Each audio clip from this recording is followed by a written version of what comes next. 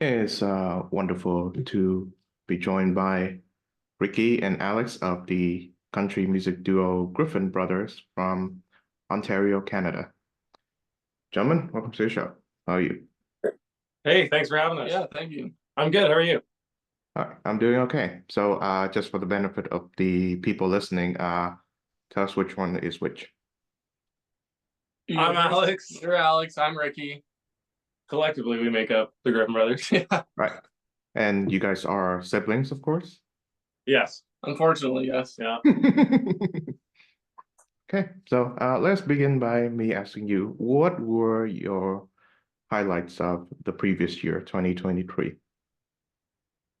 Oh, we played a lot of shows. We did a lot of gigging, yeah. I'd say that was kind of the year that kicked us into like we went through like a 2 or 3 year phase where everything was really new and we were just kind of soaking up information. Where last year it was like we kind of got a chance to take all that information we'd learned and kind of put wheels in motion Mhm. and really started developing a show that we liked and kind of came out of the summer being like, all right, cool. We have releases coming up. We have music we're really stoked to push out. And yeah, I don't know, like we had a very clear, like, okay, cool. This is the next step forward for us. So I don't know. I think this was just a very hardworking year for Griffin Brothers, but a lot of cool eye-opening things have kind of come into play as well. All right. So when did you guys start performing as a duo? It was right out of high school. So I was 17 or I had just turned 18. Alex was 19 or 18, one of the two. But we never really had plans to go to college or do anything else. We immediately after high school, we were like, I think this is what we both want to do. And we had played in other bands before, and we started our own thing fresh out of high school and just been doing it since. Yeah. So I'm guessing Alex is the older one, and you guys are 1 year apart from Oh, another. he's so much older. Not 16 months. So old. Yeah. Withered, torn. Yeah. So tell us about you growing up together as brothers.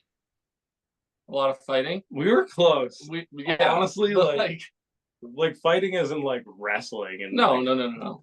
We were everything like similarly aged brothers have gone through. yeah, Like a lot of arguments. again, each But- other's best friends and like worst enemies at the same time. Yeah.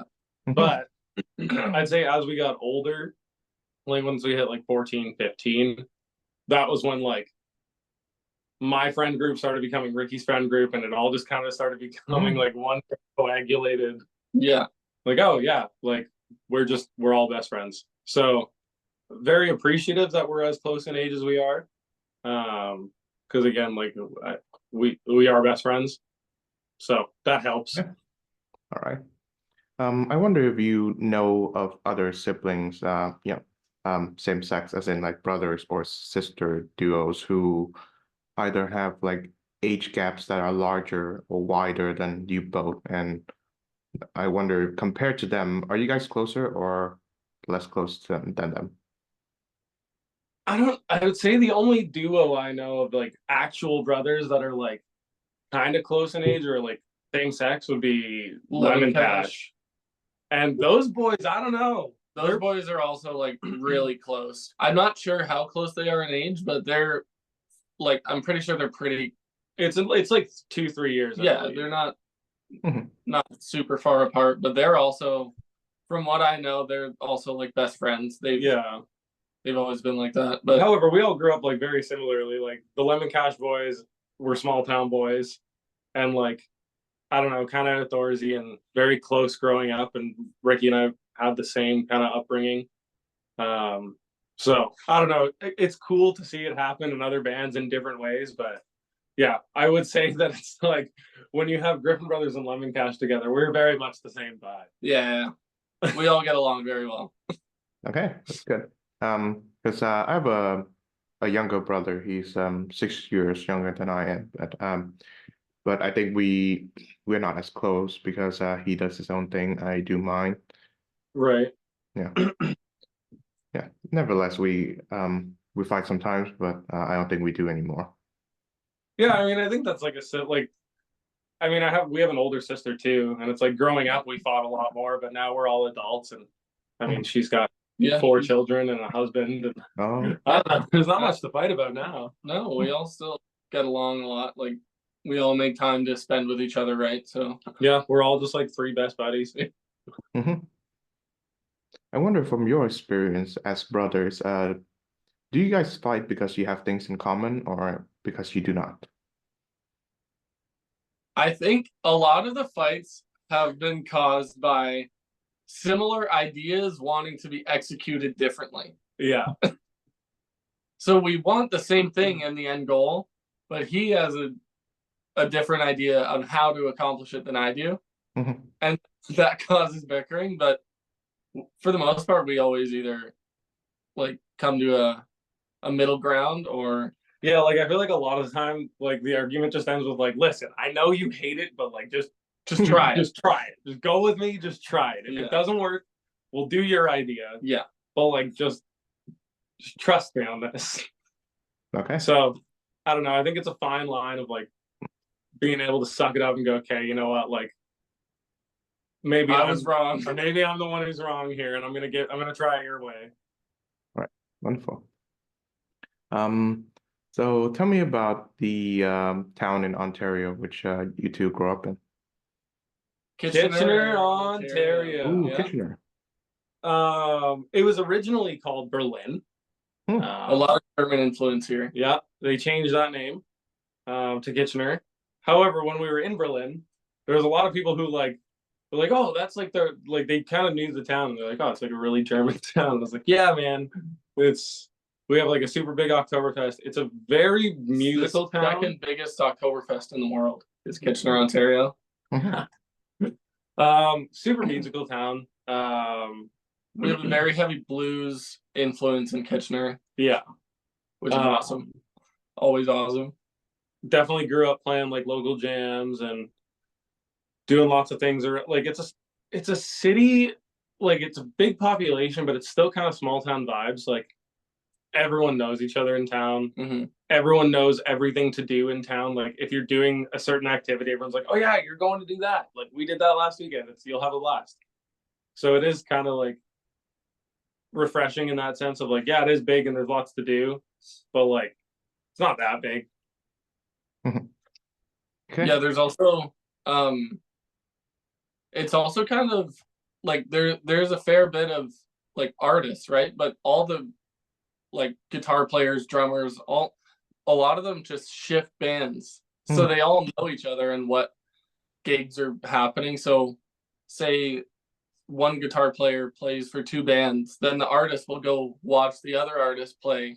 Yeah. So it's a lot of like friendship kind of being made by music here. Yeah, like it's really easy to go see a band play or like see friends play or see someone your guitar player plays with and meet a new band or meet new artists that way. Okay. So tell me about the respective bands that each of you have been in before starting the brothers duo. Oh, so we were in one together. Yeah, we were two together. One was Weekend Replay. That was like our high school band. That was a pop punk band. Yep. I played guitar for like just kind of around. So we both went to an arts high school. And I played guitar for like a bunch of different programs and groups around the school at that point. I played for another band at that point. His name was an artist. His name was Jamie Williams, kind of like locally, and that was more so where I got like my start, kind of learning how to play on stage. I remember being like 14, 15 years old in like a nightclub at like 9 till 2:30 in the morning, and yeah, like those nights I thought they were like some of the longest nights of my life at the time, but like thank God I had them then because I definitely needed them.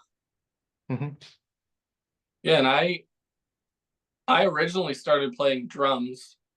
So when we started Griffin Brothers, I switched to guitar and singing, but I kind of cut my teeth playing drums for a few different bands we were in a couple together, and then funny enough, my dad's friend had a band that I was drumming for. And then yeah, after that I just kind of wanted a change of pace. So I bought a guitar and learned how to play it, I guess. Nice. So what was it like going to high school together? All can I say, as the younger brother, everybody, my first year of high school, oh, you're Alex Griffin's little brother? That's all I heard. That is all I heard. And Yeah. my immediate response was, no, my name's Ricky. That's I thought it was a lot of fun. Like it was fun. as the older brother, I thought there was a lot of passing of the torch moments that were a lot of fun that I got to do. Again, we were in like our first bands together. We didn't go to a normal high school. Like I auditioned for like 3 different programs. I majored in instrumental music, drama performance, and then I minored in vocal performance. And then I had like normal classes on top of that, but I didn't have like elective classes. All my arts classes were enriched to like a higher level. So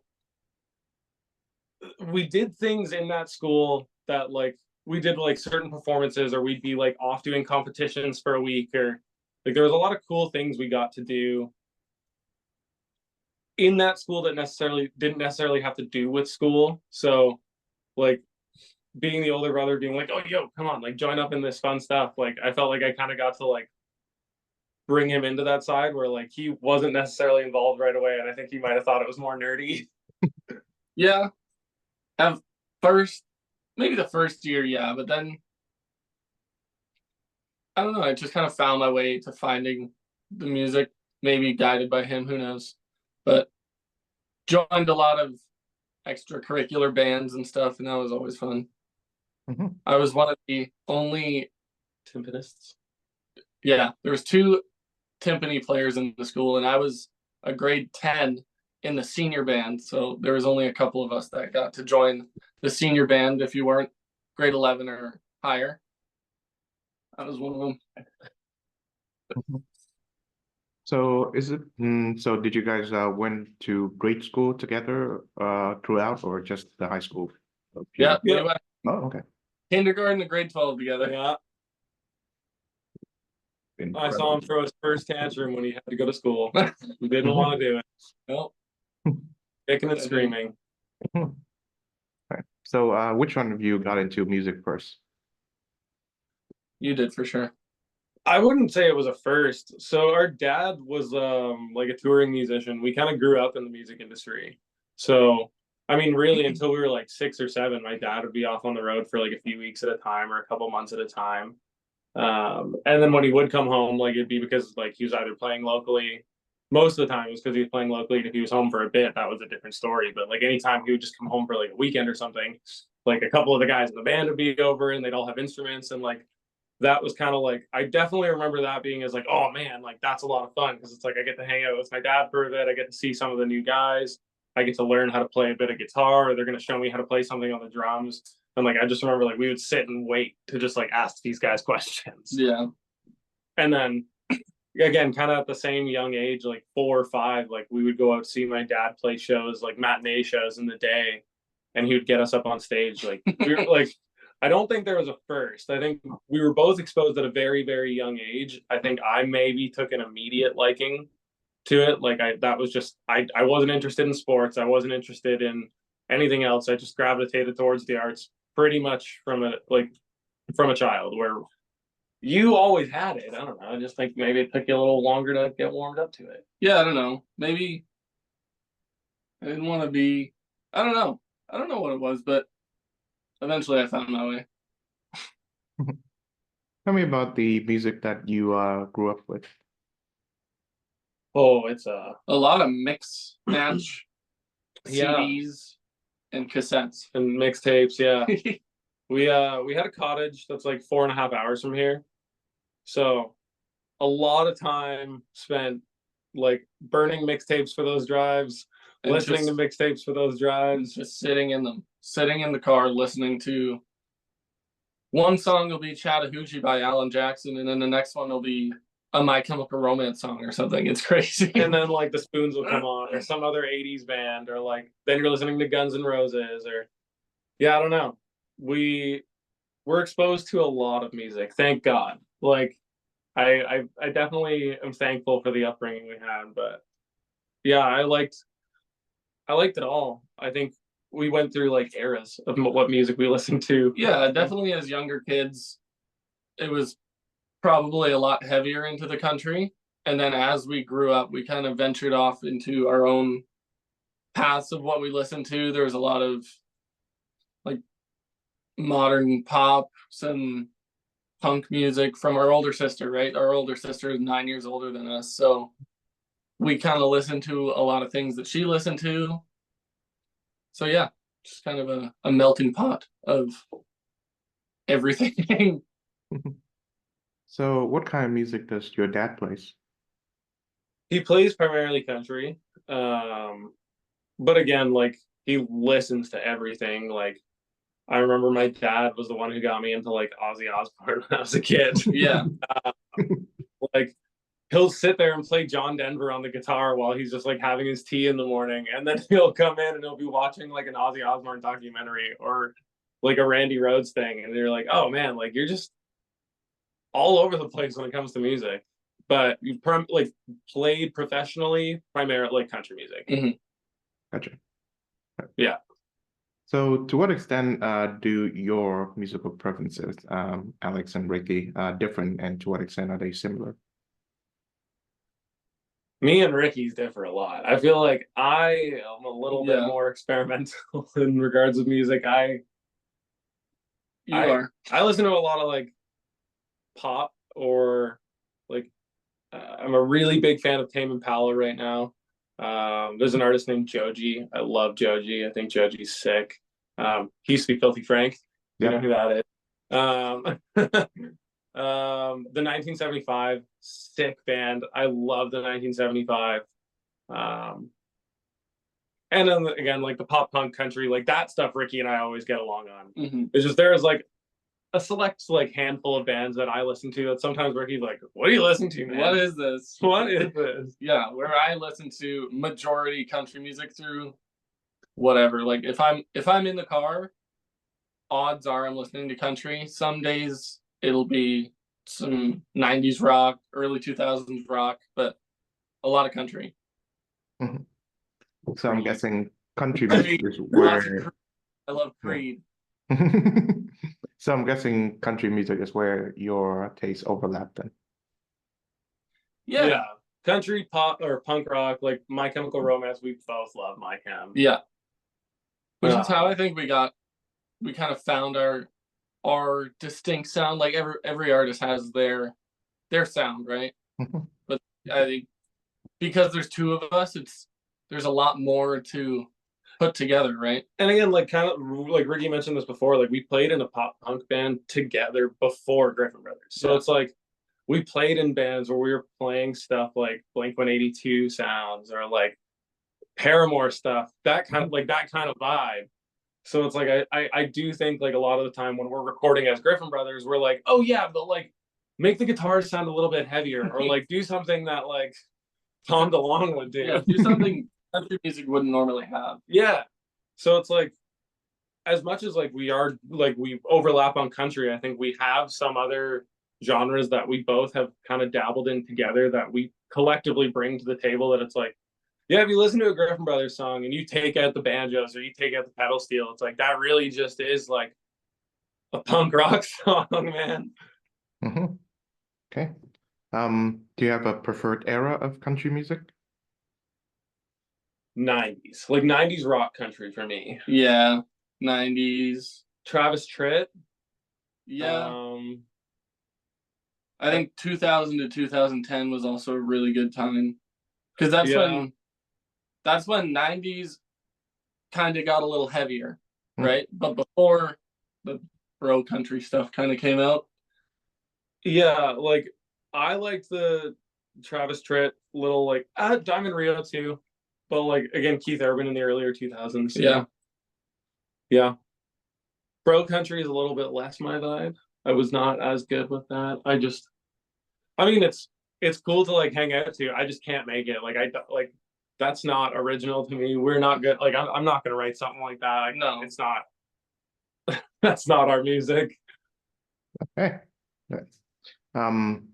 So tell me about your first show together as a brother I can duo. Powerhouse. It was Powerhouse Brewing in London, Ontario. That was when we got paid in pizza. Yeah, we got paid in pizza food, and I think we got Pizza and two beers. Yeah, two We got beers. two each. beers each. It was terrifying for me because we started Griffin Brothers. 6 months before. I don't even know if it was that long.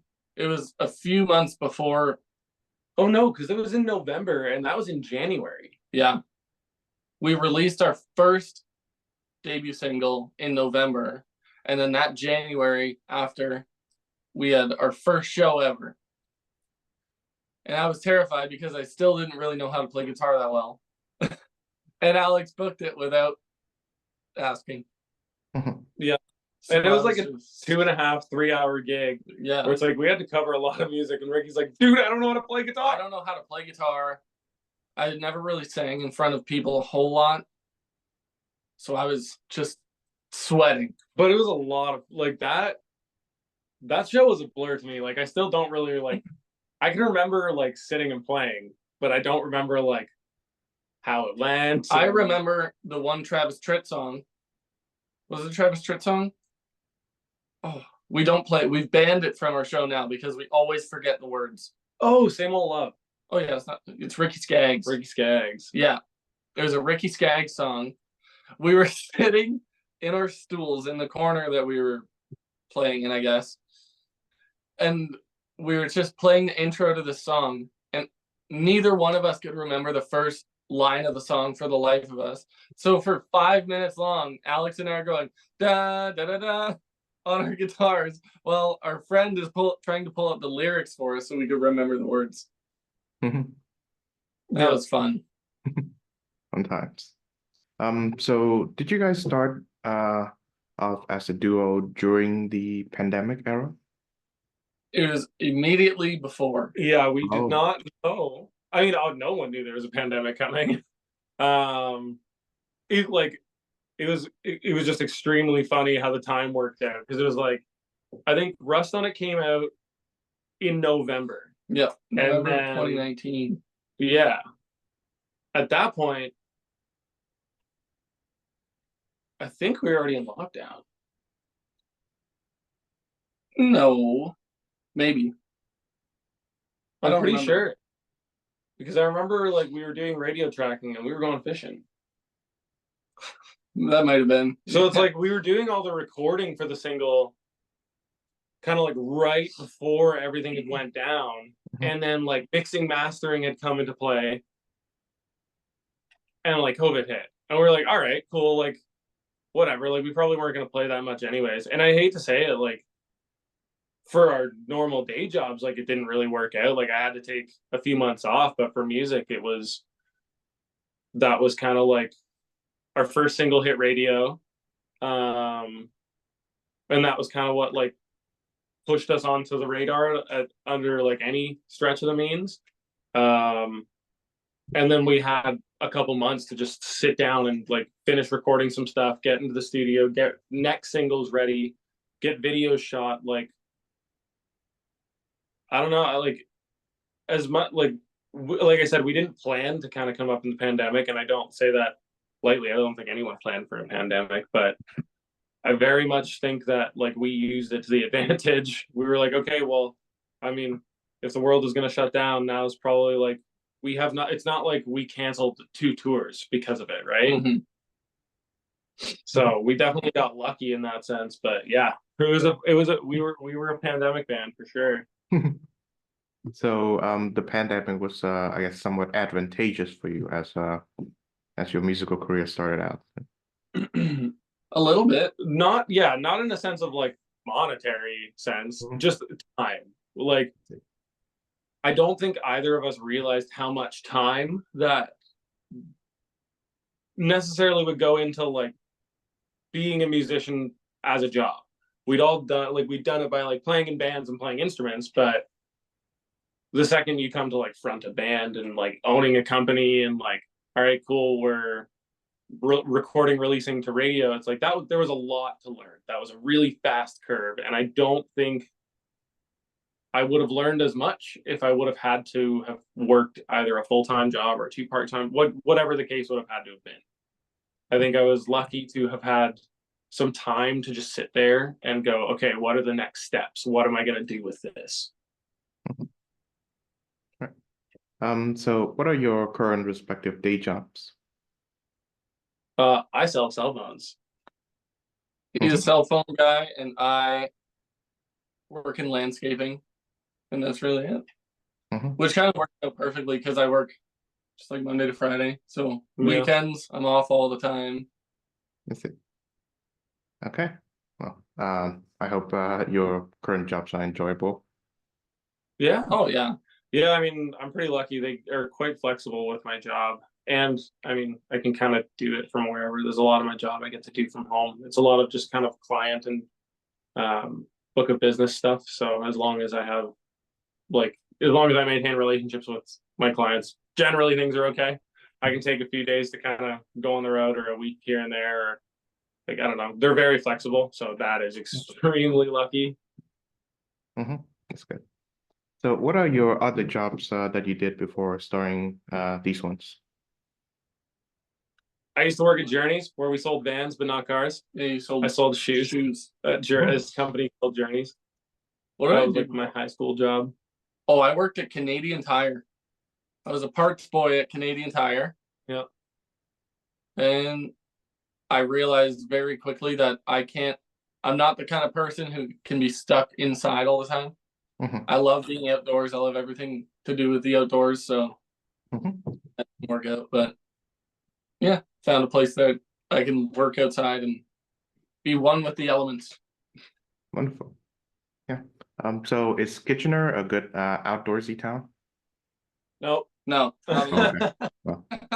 I mean, it's not super far. Like it's like we can drive 20 minutes and be like pretty outdoorsy and have like good fishing spots and stuff like that. Yeah. We can drive an hour and have even better. So we're not like awful. Pretty good in the sense of like we're also kind of centralized to Toronto. We're pretty close to Toronto, but we're also pretty close to like the wilderness and like the bush and having some relaxation time. But yeah, I feel like at the moment I don't get as much time outside as I would like to. I think we're definitely spent in and around the cities playing shows and bouncing in and out of the studio and just getting stuff done. Yeah. A lot of in the city time, but summer's coming up. We have a lot of shows booked, but we got a beach show this show. We do. We have a beach show coming up this year, which is going to be fun. Speaking of upcoming shows, I noticed that you have one at Wealth on March the 23rd. So that's more about that. Yeah, that's like a college town. Those ones are a lot of fun. Guelph is a good city for live music. They love country music specifically too. Yeah, so there's a university there, and they have like a really big agricultural program. Yeah, a lot of farm kids at that university, and they all love country music. They all love country music, and they all know how to party. Yeah, it's a lot of fun. We love playing that gig. I like playing in Guelph in general. They've been extremely nice to us. Yeah, they love us there. Always packs a punch when we play there. Yeah. Tell us about the other shows that you have coming up. We have one in Kitchener on. Oh man, I'm terrible with dates. Good thing I have a calendar. It's in April, I think, or is it in May? The Kitchener one's May. May. We have Wasaga in, I think, June or July. Yeah. So that's a beach festival in Wasaga Beach. And then we're doing the Ram Rodeo in Milton, Ontario. That one, we are the band on Saturday. And that one is also going to be a fun festival. Oh, yeah. That one. I've seen the Ram Rodeo a bunch, and it looks wild. So they called us to play it this year, and I'm like, yeah, man, count me in. See you there. Yeah, we've still got some more up in the air, waiting on confirmation and things like that, getting the little details ironed out. But Yeah, lots of Gonna be a- summer festivals it's gonna be a coming. fun summer. Okay, well, best of luck with all those shows, dudes. Oh, Thank you. Yeah. So since you mentioned Wolf and his audience, I wonder, does the success of the show, as in whether the show went well or badly, does it depend on the audience that you have, in addition to, of course, all the prepping stuff that you do as musicians? Yes and no. Yeah, I mean, I it think definitely there's helps. yeah, like I mean, there are some things that are like I don't even want to say uncontrollable because you like can control them. Like I want to say like obviously sometimes you play a show and there's not as many people there as you want. And I mean, there's a million factors that go into that. But I think the only thing you really can focus on is like what makes a successful show is like did the people you had in the audience, doesn't matter how many of them there were, did they leave being like that they were good. That was a lot of fun. Yeah. Like I would come do this again. This felt like a night off. Like generally speaking, like I think something you got to think of as an artist or as a performer in any part of the entertainment industry is it's like people work hard and they work like 6, 7 days a week sometimes. So when you're their concert for that one night, like it's not your night. You're not there to look like a rock star. You're not there to be famous and performing in front of 50,000 people. You're there to give whoever's there their one night off a week, that break from normal life, you know? Like you almost want to set the atmosphere of the show up of like, no, this is our universe and we're going to make tonight last however long we want until we're done. We're all going to party and we're going to have a good time. And I think like if that's the vibe you set for a show and that's the vibe people are leaving with, you had a successful show. I don't think it matters how many people were there. I don't think it matters if you're going out back to a bus where they're loading you down a highway after. I think if you have people leaving your show happy and liking your show and happier than when they came in, you did your job. Yeah, that was a success. Okay. Yeah, I'm assuming that you guys drive yourselves from venue to venue and town to town during your tour. So Yep. tell me about the best and worst parts of the part where you have to travel the road. Best parts is definitely Getting out of the car. getting out of the car after a long drive. Yeah. Um, Yeah, like I don't know. I mean, we work a lot of so our show specifically is pretty vocal dominant. yes. Everyone in our band sings. We sing like we do 4-part harmony as much as we can. So if like we're all awake in the car, if it's like a decent hour and we're not driving in sleeping hours, I don't know, a lot of the time we'll just like be like, oh, this song's in the set, like let's work out this like vocal thing for it. And we'll figure out a lot of our vocal arrangements on the road. So that's a really easy way to pass the time and kind of makes it more enjoyable. But yeah, like I think overall, like I have to say, like I do like I don't there's not much about being on the road that I don't like. It's hard. It's a lot of hours, but you're with some of your best buddies. You're doing a really cool job. Mm-hmm. Especially like our band specifically, for the most part, it's all friends that we had in high school. There's me and Alex, and then Our bass player, our bass Paul. player Paul, who was in our high school with us, and our drummer has switched recently because our drummer that originally was there has moved for school. But our old drummer Callum, he was our drummer in high school as well, right? So And then Tyler, our drummer, like I've known of Tyler since I was in high school, and like he's played in other bands in Kitchener. Like we've known of each other for a long time. And then when Callum moved to school, like Callum subbed in Tyler, and it's like again we'd all kind of known of each other, right? Like so small town boys, like we all come from the same place. We're all very close. Yeah. So there, I have to say, like generally speaking, any time we get to spend on the road is taken as a treat. Mm-hmm. All right. So during the driving hours, who picks the music? We shift. Mm-hmm. We definitely rotate. yeah, it'll definitely be a big mix. A lot of country, a lot of show tunes. If we're with the whole band, we're listening to like Broadway. Jackson, like whatever musical score we can listen to at the time to just sing. Yeah. If it's immediately after a show, we typically will take a break from music Yeah. and just turn the radio off and just sit and maybe talk a bit, crack some jokes, have some fun. Mhm. But then after a while, You just drive in silence. You Yeah. just turn the radio off and you hear the wheels on the road, and that's it's really calming, actually. yeah. Like the 3 a.m. drives to like 4. All right, we're in Sudbury. We got to go to like the one time we were leaving Sudbury. We thought it was a 2-hour drive to like this little town called Restoule in Ontario. It's Ended up being like 4.5 hours at 2:30 in the morning, and it's a really thick bush, and there was like moose all over the road. all over the road.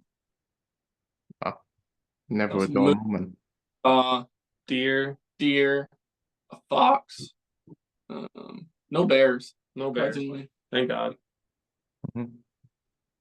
So what do you believe is the appeal of country music, either as listeners of the genre and as performers?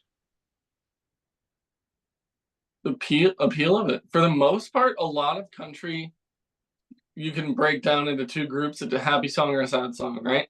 Yep. And it's just really easy listening and very, like, a lot of country music you can connect with, right? Like, we sing a lot about common things that people are going through, like hard times or Busy work. busy work weeks or hanging out with your buddies around the fire, right? Like, Family. we all things that we can all agree on pretty much. Yeah, I think I think country focuses on the more like general everyday day-to-day life things that are important to most people, and it's like, all right, well, like you don't have to live this like fancy life. You can have like a small family, and you can like your family can be important to you. You don't have to have these massive I don't know. Like I think it appeals to everyone. Like there's a simplicity to it, where I think other genres, I don't always think this is true either. But other genres a lot of the time kind of get a rap for just kind of being too glammed up. Like, like it's just not relatable enough. Where country, it's like you have 4 guys on stage with real instruments playing everything with a song that they all wrote together and is just kind of about life. Well, The story.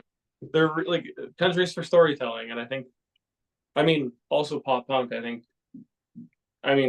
In Canada at least there was a really big pop punk push in like 2007, 2008, Mm-hmm. and I think you also are seeing that kind of push to country now, where that's becoming like a more trendy per se genre. And I don't think that it's trendy because there's necessarily anything like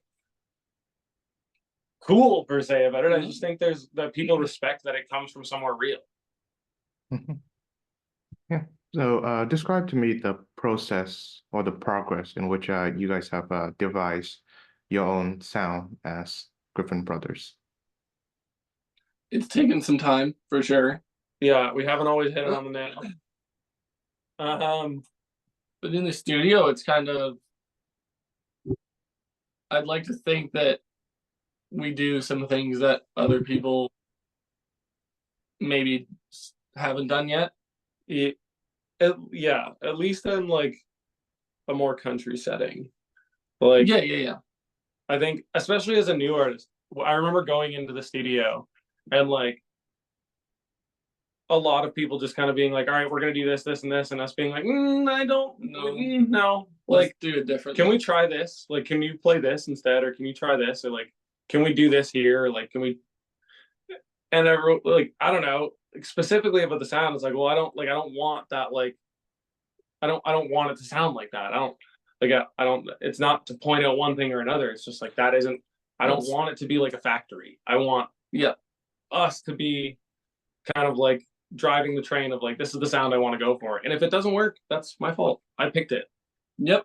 But I think we've been pretty lucky to have a team around us that's let us be a little bit more flexible. Yeah, be a little more hands-on. Yeah. They definitely are understanding, and they might not love our ideas, but they do them anyway.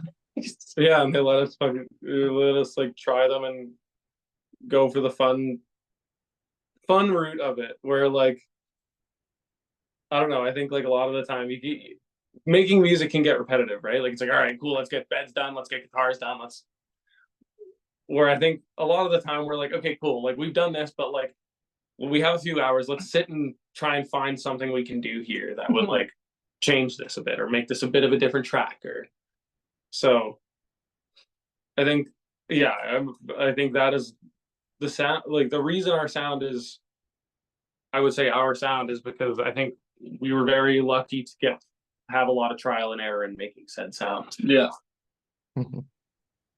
That brings us to your latest single, What She Doesn't Know. And I understand that you wrote this one with Jessie T. And I did. yeah, she was a previous guest on the show, wonderful woman, wonderful performer. So how did you guys come to meet? So Jessie, she's not from Kitchener, but she's from a town called Kingston, which is a couple hours away from here. For the last like 15 years, she's lived in Kitchener, and I've known of Jessie T for a long time. But over the course of the pandemic, I'd reached out, or she'd reached, I think I reached out, and I was like, hey, like, I think you're really good. Like, I'd love to chat sometime.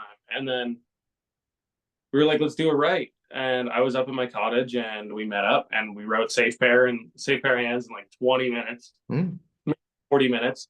And we were like, that was sick. Like, we got to do that again. And then we essentially just spent like the summer of lockdown, just like in my backyard, around, like on the deck with guitars, just like writing. Yeah, because we all live super close to each other. She lives like 5 minutes up the road from me.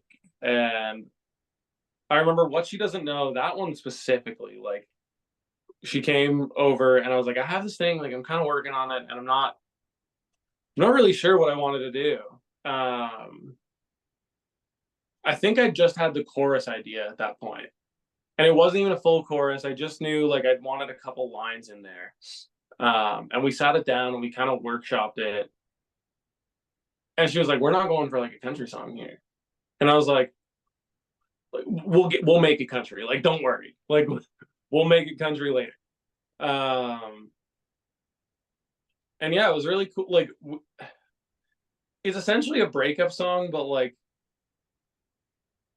not about breaking up or getting back together. It's just kind of about like the feeling about after you break up. I think a lot of the times you say a lot of things in the heat of the moment, and there's a lot of rational things that are said and irrational things that are done in breakups and in disputes. And then I think after all the kind of like all the water is settled and all the dust is kind of chilled out, you can sit down and go, oh, you know what, like, yeah, there's a lot of stuff that like I said that she knows that I said, and like she probably thinks I feel this way, but like there's a lot she doesn't know, because I mean I said a lot of things in the moment. And so I think that song specifically was just like when I wrote it, was meant to be a bit of like a self-reflection at the time. So she was very, very good at understanding and helpful to help me kind of pull those out. All right. So you guys wrote Safe Pair of Hands together as well, right? Yes, we did. Yeah, that was the first, again, that was our first write. I met her, we talked for probably 10 minutes, and then we wrote Safe Pair of Hands, and we were like, whoa. Yeah, those are really cool songs. I'm glad you guys had a fruitful collaboration together. Thank you. Yeah, we wrote Safe Pair about her parents. Yeah. I'd never met her parents, but she was like, yeah, like, I mean, I didn't really go into that right with anything. I was like, what do you want to write about? Like, let's kind of go at your pace here. Like, let's just see what we're feeling. And she wanted to write like a love song, but more in the perspective of like a guy's perspective of like, oh man, like I'm not so good at talking about my feelings, and I might not be like this soft, cuddly guy who like is, I don't know, that is really good at expressing himself. But like at the end of the day, like I am like a safe place, and I am your safe place. And she kind of told me this story about how her dad was a welder and he had these really rough hands from welding in the trades. And she was like, but like no matter rough and tough they were, like I always knew that my dad was like this like safe and caring, comforting guy. So I was like, that's like a really cool story. And we just kind of wrote that into a song. Oh, wow. Yeah. Yeah. I wonder, in your experience in country music, do you detect any difference between how male country musicians express their feelings versus how female country musicians do? I don't know if we express them differently. I would, I maybe I think guys, generally speaking, are a lot more sad. Like, and that's not like, I think girls have the kind of the more like the better mentality on it. I hate to say it. Like, what are like the best breakup songs in country music that like we all think about before he cheats? yeah. Goodbye Earl. Like these big songs, and it has nothing to do with them being breakup songs and them being sad songs. Like, I mean, if you look at Goodbye Earl, that's a really kind of dark story. But I mean, the girls who write those songs have kind of taken them, or who perform those songs, sorry, kind of take them and like turn it into like, yeah, screw this, dude. Like, I'm out of here. I'm better than this. Where guys, a lot of the time, I feel like the male perspective is like, I'm sad. Come back. Yeah. I messed up. And maybe that's because guys, we mess up a lot. I don't know. Yeah. I see. Understandable. So, I'm guessing the personal experience of being broken up is no stranger to you both then. Nope. No, no, no, no. I was gonna say normally I do the breaking up, but then no, you're right actually. Mhm. I see. Yeah. Yeah.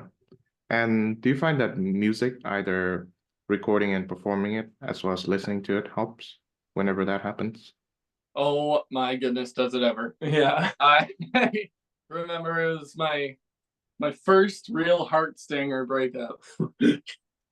That one was, it was tough, but I wrote a lot of music through it, and I definitely wrote some songs within like a 15-minute period where I'd write a song Mhm. in its entirety, and then there was a couple times where I'd get halfway through a song and then realize I don't want to do that. I want to do something else. But it definitely gives you like some emotional relief to finally get your feelings out.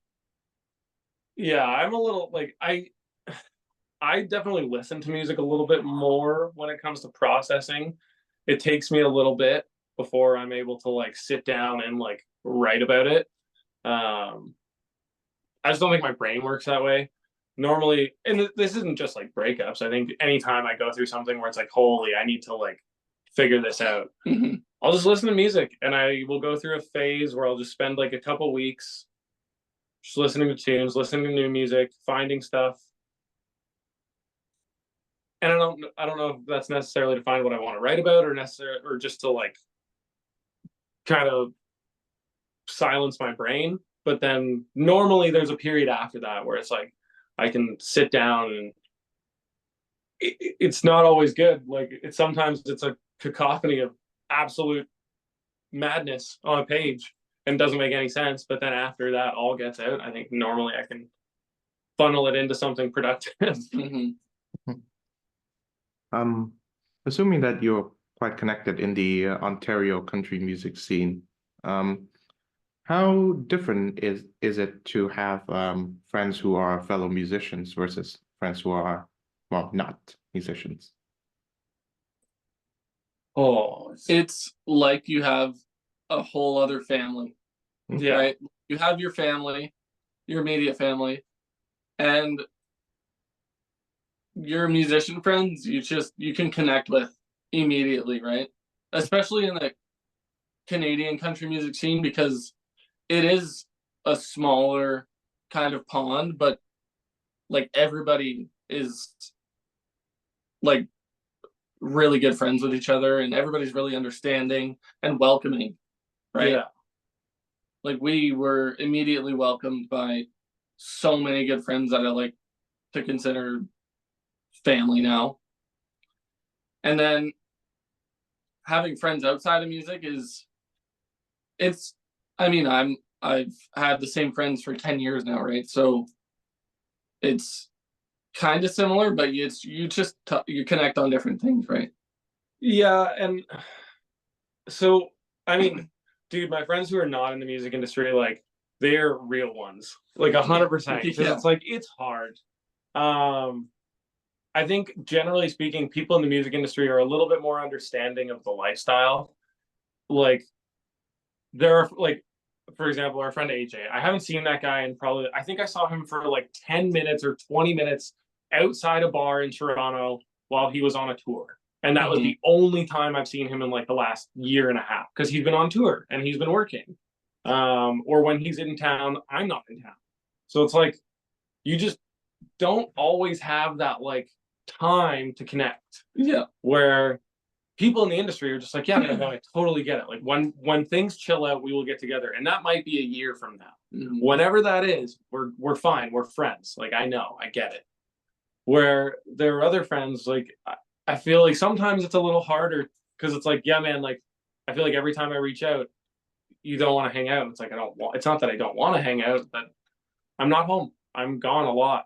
Or like when I am home, I'm not at home. I'm either working or I'm in the studio or we're home to like get ready to play a show in another town, and that's not too far. Like we're on the go a lot. Yeah, So it's definitely a demanding lifestyle or path we all kind of choose, but yeah, to some degree, it almost feels like your life that like is your home, your family, your friends, your life, your like everything you've ever known. You almost like leave that and join a new life for a little bit, and your whole life still continues to go on around you. And then when you come back, there's just a bunch of stuff you got to catch up on. yeah. But we definitely try and make time. Like we definitely make time, right, for your friends that. And when we're home, like yeah, of course, like I'm texting everybody, being like, "Yeah, I'm home now. Like, let's find a time to meet up and let's hang out." But like, there are definitely friends that it's like it's hard, and like I'm very thankful that they're understanding of that. But like, I definitely understand that when you don't have a firsthand experience of it, that it is a little tougher to contemplate or like comprehend and be like, oh, do they just not want to hang out with me, or are they just busy? So again, very lucky to have the friends I have and who I've had for a long time to understand that like, no, we want to hang out with you, and I appreciate you being patient. So have you guys found it easier to catch up with the pace of the musician life? It can be challenging at times for sure. Yeah. Right? Everything's kind of on the go all the time, right? Like your mind's always racing about, oh, I have a show coming up, or the studio next week, or the studio tomorrow, or I have to get I have a write booked, or a photo shoot, or anything to do with radio. But or when you're on the road, it's like, okay, we're here today. I mean, last summer it was like, okay, we're here at noon. We have to be in another city an hour from here at after 4. Yeah. And then we're playing there at 7. And then we have to be there till like 11 o'clock at night. And then we got to go to the hotel 40 minutes away. And then we're at another city tomorrow. And like, I've kind of done the side guy thing where it's like I've played guitar in other bands that do that. Yeah. And it's one thing to be one of the guys going on the road and just playing shows. And like that is a tough job. And I like being on the road is hard no matter what. But when you're the guy who's responsible for like getting those guys to said places and making sure your guys are fed and making sure your guys have like a place to stay, are getting paid, have to, or like having your band has to be at a venue for this time and you have to go here to talk to this one guy or do an interview or whatever it is. Like it's a whole other challenge. Yeah. So there's a lot, but I think the